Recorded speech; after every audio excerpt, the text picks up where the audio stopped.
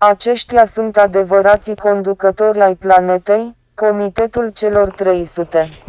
Auzim adesea că el fac asta, aia sau ailaltă. El par literalmente capabil să scape nepedepsiți chiar și după cele mai odioase crime. El măresc impozitele, ne trimit fii și fiicele să moară în războaie care nu aduc niciun câștig, par intangibili, invizibili, frustrantă de nebuloși atunci când trebuie să se ia măsuri la adresa lor. Nimeni nu pare capabil să îi identifice clar pe ei. Cu siguranță, un număr apreciabil dintre noi sunt conștienți că oamenii care ne guvernează nu sunt cei aflați cu adevărat la comanda problemelor politice și economice. Faptul că e vorba de o reală conspirație deschisă împotriva lui Dumnezeu și a omului, care include înrobirea majorității ființelor omenești rămase pe acest pământ după ce au fost exterminate de războaie, epidemii și genocid, nu e foarte bine ascuns. În comunitatea informativă se învață că modul cel mai sigur de a ascunde un lucru este acela de a îl pune la vedere. Guvernul paralel secret de la nivel superior nu acționează din pivnițe grasioase și camere subterane secrete. Acești oameni acționează în văzul tuturor. Ei sunt slujbașii guvernului unic al lumii în noua ordine mondială. La fel ca violatorul care oprește mașina ca să-și ia victima de pe marginea șoselei, nici ei nu par niște monștri, deși asta sunt. Adevărații monștri poartă costume la două rânduri și se duc cu limuzinele la serviciu. Ele apar adesea la televizor în ipostazele cele mai inocente. Dar trebuie să fim conștienți că nimic din ceea ce fac el nu este inocent. Cine sunt conspiratorii care servesc marele și atotputernicul comitet al celor 300, și care este scopul lor final? Cel mai bine informați dintre concetățenii noștri sunt conștienți că există o conspirație care funcționează sub diverse denumiri, cum ar fi iluminații, francmasoneria, masa rotundă, grupul Milner.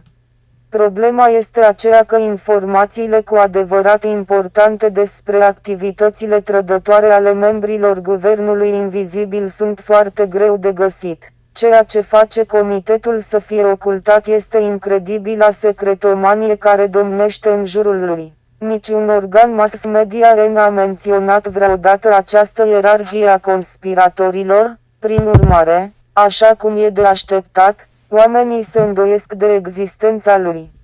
Comitetul celor 300 este singura ierarhie de putere organizată din lume care transcende toate guvernele și indivizii, oricât de puternici și de siguri pe sine s-ar crede. Acesta acoperă finanțele, domeniul apărării și partidele politice de toate coloraturile și orientările. Nu există nicio entitate pe care comitetul să nu o poată depista și controla, inclusiv religiile organizate ale lumii. Iar coroana britanică este punctul său de control.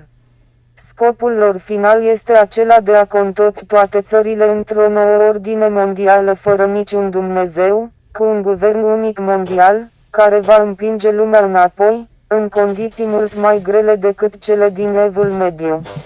Cu mult timp în urmă, Comitetul celor 300 a decretat că va exista o lume mai mică, mult mai mică și mai bună, adică ideea lor despre ceea ce ar constitui o lume mai bună. Miriadele de consumatori inutili care devorează resursele naturale sărăcite trebuie să fie decimate. Progresul industrial susține creșterea demografică. Prin urmare, porunca de a crește și a ne înmulți pentru a stăpâni pământul, găsită în Geneză, a trebuit să fie desconsiderată. Această măsură a presupus un atac împotriva creștinismului, dezintegrarea lentă, dar sigură, a națiunilor state industrializate, distrugerea a sute de milioane de oameni, denumiți de Comitetul celor 300 surplus demografic și înlăturarea oricărui lider care îndrăznea să stea în calea planificării globale a Comitetului pentru atingerea obiectivelor asumate. Există cel puțin 40 de birouri de ramură cunoscute ale Comitetului celor 300. Odată ce vom studia acest sistem, Ne va fi mai ușor să înțelegem cum poate acționa cu atâta succes un singur corp conspirativ central și de ce nicio putere de pe pământ nu îi poate respinge atacul contra celor mai elementare baze ale unei lumi civilizate și progresiste, bazată pe libertatea individului.